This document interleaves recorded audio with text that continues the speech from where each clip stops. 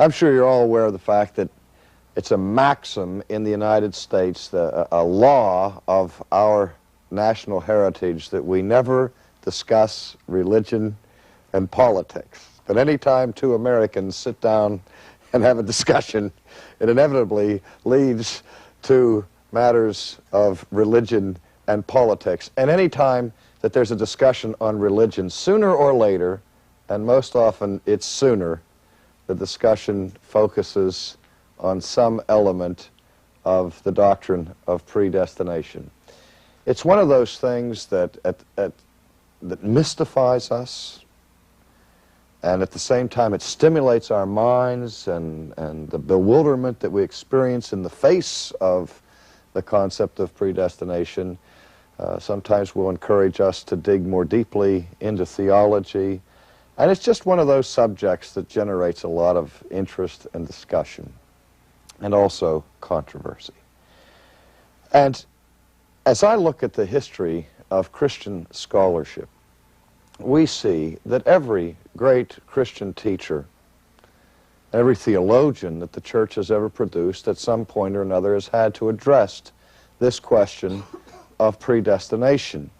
And though there's wide divergence of interpreting the doctrine of predestination, there's one thing that we can find that every theologian I've ever examined agrees on, and that is that this doctrine must be treated with great caution. It's a dangerous subject, because the more we study it, the tendency it has to raise more questions than it answers. And I'm convinced that of all of the doctrines that we struggle with in Christendom, there's none that is more shrouded in misunderstanding and confusion than the doctrine of predestination. So that in itself calls for a certain kind of sober caution as we approach this subject. And I would add to the theologian's warning of caution that I think it's also a doctrine that requires us an extra measure of charity as we struggle with it, and that we need to be patient with each other and with those who differ from us in our views of this particular question. Because I said there's a lot at stake here, and feelings can run very high when we discuss the matter of predestination, and we ought to be careful to manifest the fruit of God's Holy Spirit among ourselves as we try to deal with it. Now, I've said all of that knowing it won't work. because once we plunge into this doctrine, who knows what's going to happen. Let me just say at the beginning, by way of introduction, I also ought to say this, that we're going to spend 6 periods of lecture on the subject, and that may seem like an awful lot of time devoted to one doctrine like predestination, but let me assure you at the outset that 6 lectures of approximately half an hour each one can't possibly do anything but skate over the surface of this. There are so many related questions that are provoked by any study of predestination that this, I'm convinced, requires in-depth study that will take years and years and years before we can ever hope to get to the bottom of it. And so I'm looking at this course as an introduction to the doctrine of predestination. Now, I keep saying the doctrine of predestination as if there were only one doctrine of predestination, or if there even were such a thing as a viable doctrine of predestination. There are those who look at the question of predestination and state it in categories like this. They'll say to you, a discussion between Christians would be, do you believe in predestination? And some people will answer that question either by saying, yes, I believe in predestination, or they will say, no, I don't believe in predestination. As if everybody understood what we were talking about when we talked about the doctrine of predestination. It may come as a surprise to some of you that every church that I know of historically, every denomination that I'm aware of historically that has formulated a doctrinal statement of sorts has formulated some doctrine of predestination. There is a Roman Catholic doctrine of predestination. There is a Lutheran doctrine of predestination. There's a Presbyterian doctrine of predestination. There's a Methodist doctrine of predestination, and so on. So we need to get that clear at the beginning, that there are many, many different doctrines of predestination. So there's no such thing as the doctrine of predestination. Although I suspect that when people boil it down to one, usually what they have in mind is what doctrine of predestination? The Presbyterian variety of the matter, or that one which is usually called the Calvinistic doctrine of predestination, because John Calvin and predestination seem to be almost synonyms in the culture, as if the first theologian in history ever to speak of predestination was John Calvin. But we will see in a brief historical survey that that's certainly not the case.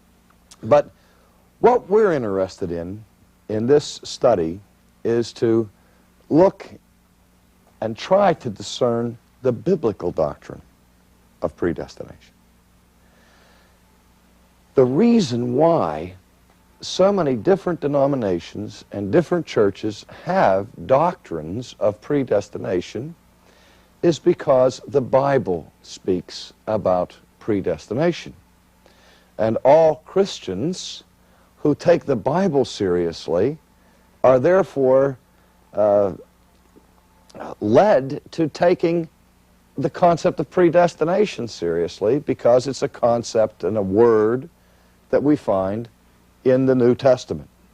Let's just take a moment and let me read a couple of passages to refresh your memory that, that introduce this idea of predestination to us. I'm reading now from the first chapter of Paul's letter to the Ephesians, where Paul, in his opening greeting, says, "Blessed be the God and Father of our Lord Jesus Christ, who has blessed us with every spiritual blessing in the heavenly places in Christ, just as he chose us in him before the foundation of the world, that we should be holy and blameless before him. In love, he predestined us to adoption as sons through Jesus Christ to himself, according to the kind intention of his will."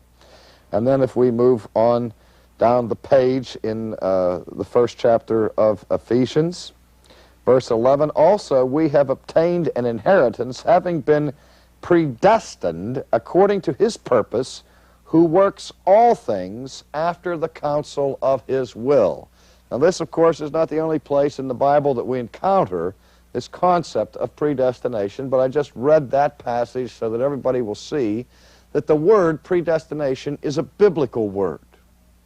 And because it's a biblical word, all of those who have been diligent students of the Bible have tried to understand what the Bible means by divine predestination. Before we explore that closely, let me give a little bit more historical background. There are many, many, many, many different theologies to be found in the history of the Christian church, just as there are many denominations that we've already noted. But I think it's safe to say that there are three basic, generic types of theology, historically. And theologians speak of them in these general categories. One is what we call Pelagianism. The second is what we call Semi-pelagianism. And the third is what we call Augustinianism. Now the reason for this threefold designation of basic types of theology has its roots in the 4th century, when the church underwent a titanic struggle over many serious issues of theology. And the man who was recognized and usually acclaimed as the greatest theologian, at least of the first 1,000 years of Christian history, if not the greatest theologian of all Christian history, who defended the faith at that period, was, of course, St. Augustine. And his chief opponent in several debates at that period of Christian history was a monk by the name of Pelagius. And one of the critical things about which they debated was how important or necessary was the grace of God for human salvation. Pelagius was of the opinion that the grace of God assists human beings to be saved, but is in no way necessary. His fundamental assumption was that man, in his natural state, has within himself the capacity to keep the commandments of God to such a degree as to be redeemed without any help from divine grace. Augustine stressed the absolute dependence of the fallen sinner upon the grace of God for that sinner's salvation, and really repudiated Pelagianism as an early form of sheer humanism. And Pelagianism was seen not merely as a subdivision of Christian thought, but really as sub-Christian in its thought. That is, not even worthy of being considered Christian. Now, when I say there are three basic trains of thought that have come down through the church historically, I agree with this setup here. I didn't invent this designation, but I agree with it. These are the three major generic types of theology that have influenced church history. And I see Pelagianism as the father of liberalism, Socinianism that came in the 16th century, liberalism in the 19th century. And so that you'll know where I'm coming from, I would consider Pelagianism as unchristian, fundamentally anti-Christian, not an option for a Christian thinker. Now, the debates that have gone on within the church between semi-pelagianism and Augustinianism, which reflected later on in later history between the Remonstrants in the 16th century and the Calvinists and so on, and the Methodists, these I would regard as debates within the household of faith. The arguments between semi-pelagianism and Augustinianism, semi-pelagianism says that man cannot be saved apart from the grace of God. But there is something man must do, even in his still fallen state, to cooperate with and assent to that grace of God before God will save him. That is to say, he can't be saved apart from grace, but it is left for man, in the final analysis, to either cooperate with God's grace or reject God's grace, and that becomes the convincing point of whether or not a person is saved or not saved. Augustinianism says that man is so seriously fallen that he is totally dependent upon the grace of God, even for his initial response to the gospel, even for the very cooperating and assenting to the gospel of Christ in the first place. And so you can see at the outset that the debate has its roots in the question of man's ability to respond to the gospel in his fallen state. And I would say, as we enter into any discussion of predestination, that lurking always behind the scenes of discussions on predestination is this fundamental debate right here between the semi-pelagians and the Augustinians. And I also need to warn you at the outset that I am persuaded of the Augustinian view of predestination. And I will be setting forth the Augustinian view of predestination in these seminars. I will be trying to explain it, to clarify misunderstandings that I think abound concerning it, and I will try to respond to objections that are brought to it from semi-Pelagian brothers and sisters, and try to convince you and persuade you that the Augustinian view is the Pauline view, and consequently the biblical view, and therefore the right one. Okay. And, but, of course, not everybody believes that. Not everybody agrees with that. And I think, again, we have to be honest at the outset and recognize that some tremendously important Christian leaders who have had an enormous influence for good in the kingdom of God have not espoused the view that I will be setting forth in this seminar. Let me just draw the scorecard for you and try to be fair, broad-minded, and all that. And I'm going to list on this side of the board the theologians in church history who on this question of predestination, in my judgment, would fall into the camp of the Augustinian view. And then, to balance it off, I'll try to mention the names of the theologians who fall on the other side of the thing. So we'll look, first of all, on the pro side of the pro-Augustinian view. Now, remember, we haven't really defined the Augustinian view. This is still background. We'll get into what that view actually is. Those that follow Augustine in the doctrine of predestination would include, and this may surprise you, and this may even be challenged by some, but first let's put Augustine himself, since he did believe what he himself taught. So we'll put Augustine at the top of the list. Then I would say Augustine's perhaps most eminent disciple with respect to theology in general, and even these doctrines in particular. In my judgment, the man belongs on this side of the column, St. Thomas Aquinas. Francis Schaeffer, I can almost hear him screaming at me from heaven right now, because he would certainly not agree that Aquinas belongs in that category. But remember that Aquinas himself indicated his indebtedness to Augustine more than to any other theologian in church history. But since St. Thomas Aquinas is the supreme theologian of the Roman Catholic Church, and since contemporary Roman Catholic theology does not embrace the Augustinian view of predestination, Protestants generally make the assumption that therefore St. Thomas didn't either. But if you can challenge that if you want. I will leave that open to debate and discussion. The next man, there's no debate.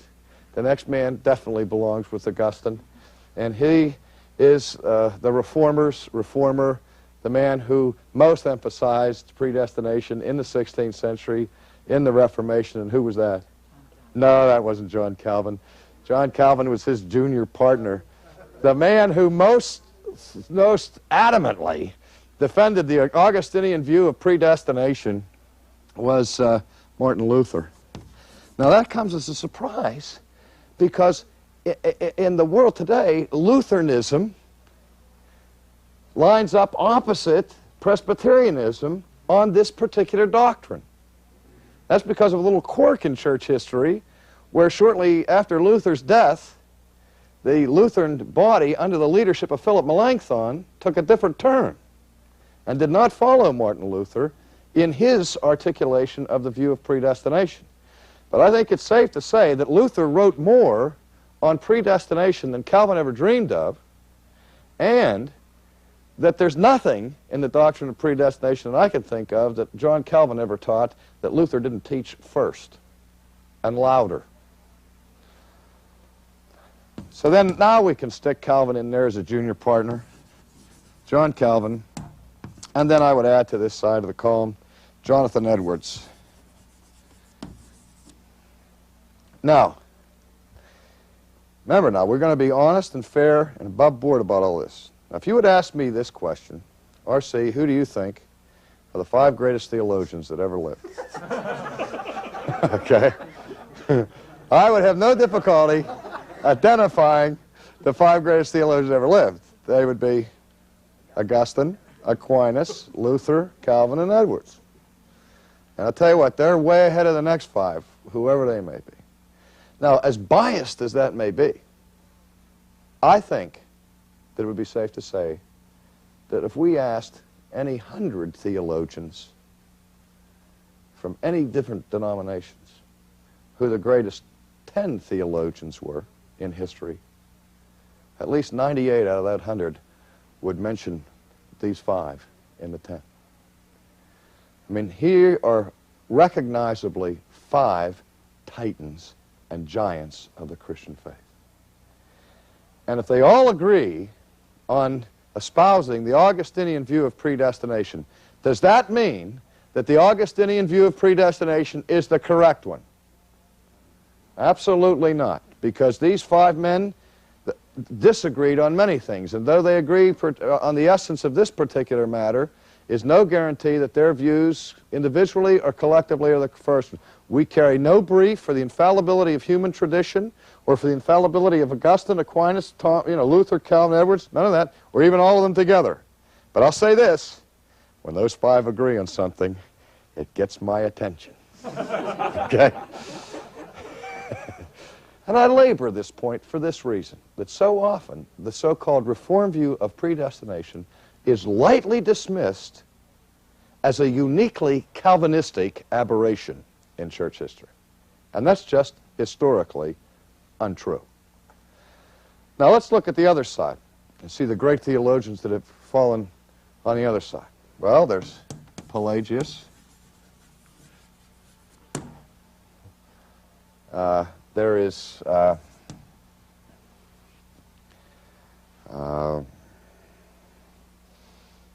Erasmus. There was Finney. There was Wesley. And there was Arminius.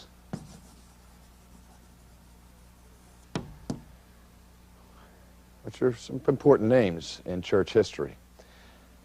Now, I can hear somebody right now who's not persuaded of the Augustinian position screaming bloody murder in protest already, saying that's not fair to put those 5 up against those 5. So I'm ready to write somebody else's name in there if you want to give me some great theologians that took the other position. Keep in mind, too, that the overwhelming majority of evangelical Christians in the world today are on this side. Okay? This is a minority report in the contemporary scene. The thing that's striking to me about this side is that in terms of the sheer power of biblical scholarship, you don't find the titans over here. You find them here. But maybe if we looked at contemporary scene, it'd be a little different. If I said pro-Augustinian view of predestination today, we would put in that, I won't take the time to write them down, but you would include, we include on the pro side, we would include Francis Schaeffer and Gordon Clark and Cornelius Van Til and all these Presbyterian theologians, as well as some Anglican and Episcopalian people like J.I. Packer and Roger Nicole and people like that, Roger Nicole being Baptist, of course. On the other side, those who do not believe in the Augustinian view would have such people as Clark Pennock, John Warwick Montgomery, Norman Geisler from Dallas Theological Seminary. These are some very formidable leaders in the contemporary evangelical world who have not, Billy Graham, though not a theologian, nevertheless is a very important Christian leader who would fall on the non-Augustinian side, though I trust his wife Ruth would be in the right column. But in any case, all I'm trying to show here is that Christians are divided, and I want us to get our attention that we need, if you are opposed to the Augustinian view of predestination, in light of the fact of those teachers of the church who have espoused it, I think we need to look at it very seriously before we dismiss it out of hand. I think they command enough respect that we should listen to what they have tried to teach the church on this point. All right, let's take a few minutes then to do some basic definitions. The word predestination in English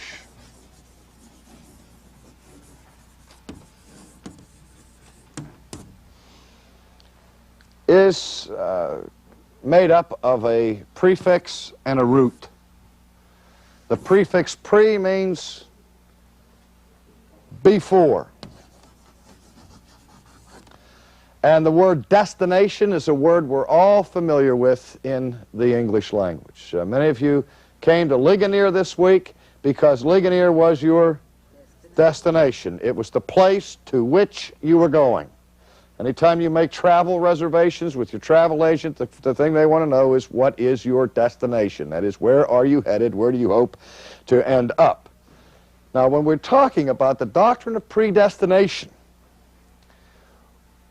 we are not talking specifically about questions of whether or not God directly caused an automobile accident to take place, or if you were determined in advance to be sitting in the chair in which you are sitting right now. The doctrine of predestination is concerned specifically with the question of our ultimate destination.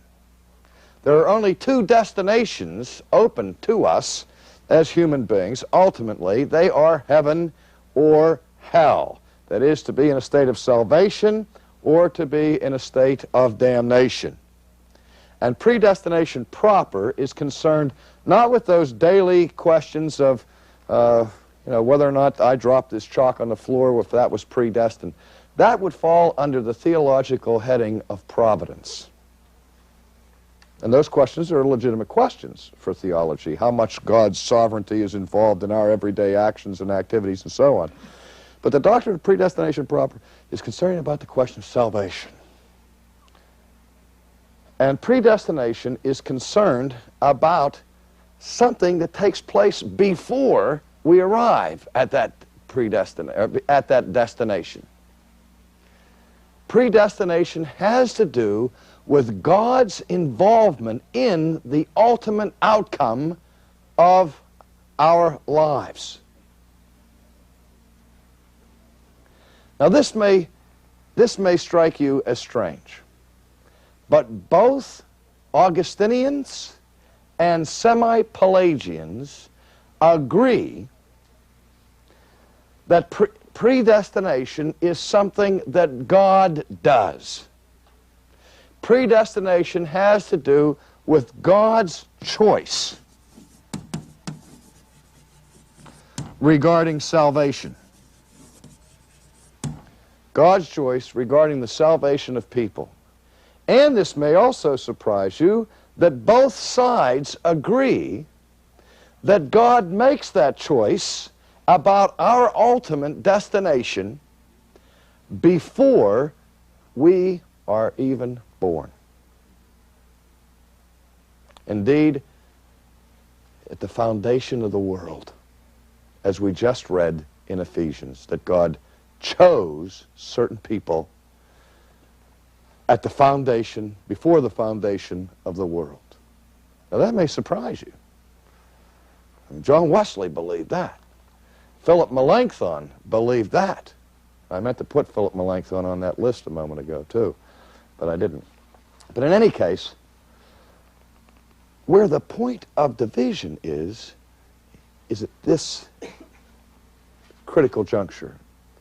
On what basis does God choose to save you before the foundation of the world?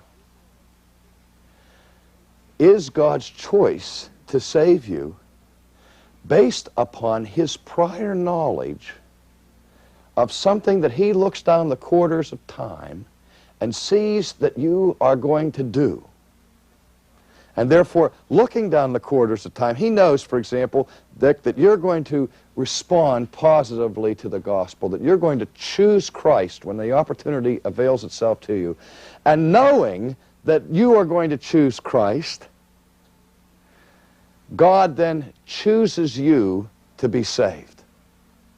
But he bases that choice on his prior knowledge of Dick's decision. Is that clear? So that God is choosing you for salvation, but he's choosing you because of something he foresees in your life. The Augustinian view, on the contrary, would say that what God foresees in your life has nothing whatsoever to do with his choice of you.